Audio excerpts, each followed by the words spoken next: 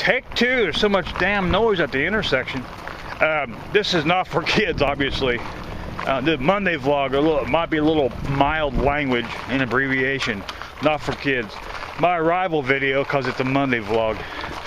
I always wondered, my grandpa Redden had a heart of gold. He really did. I also had a bad temper. I always wondered what I'd like to be in my dad's shoes growing up. My dad admitted one time what it was like. You know, Grandpa ran a little garage. He sold gas. I don't think it was a franchise. I need to look at the old picture again.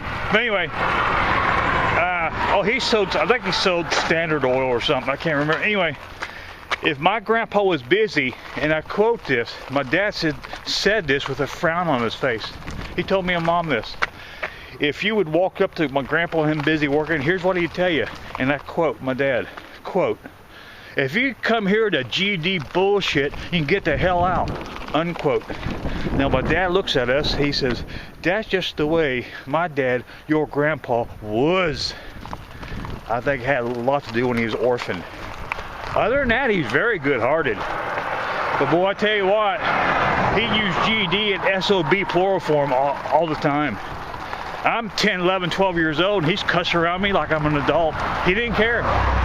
He didn't care who he cussed around. The only thing I had against him, I remember when he cussed Phil Donahue out.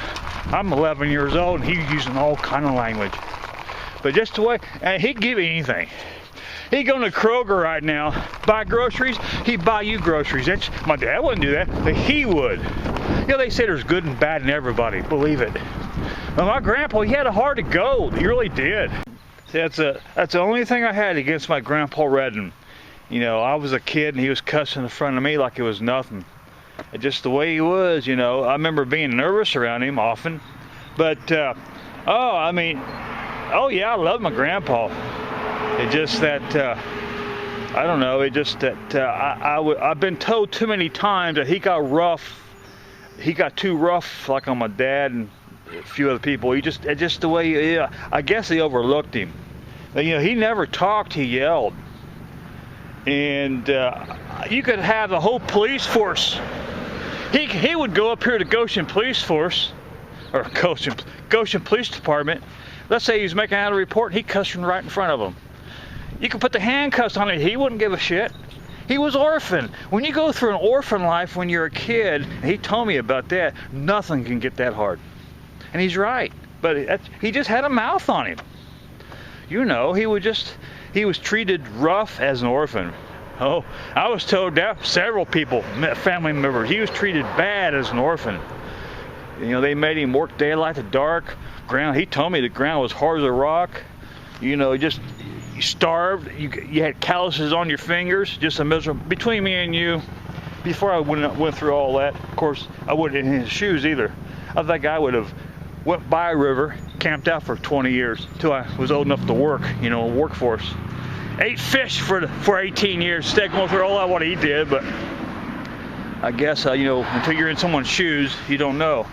But other than that, my grandpa was good-hearted. He really was. He'd give me anything. He was more good-hearted than my own dad, to be damn honest about it. And my dad is decently good-hearted. But my grandpa Redden, if I was let me put it this way. I think the older I'd got around him, the more I would have loved him. Because you got older. As you get older, you understand what happened to him. I was too young in those days to understand anything. But to this day, I'd give my grandpa Redden the biggest hug he'd ever have if he was just alive. He'd been dead 30 years.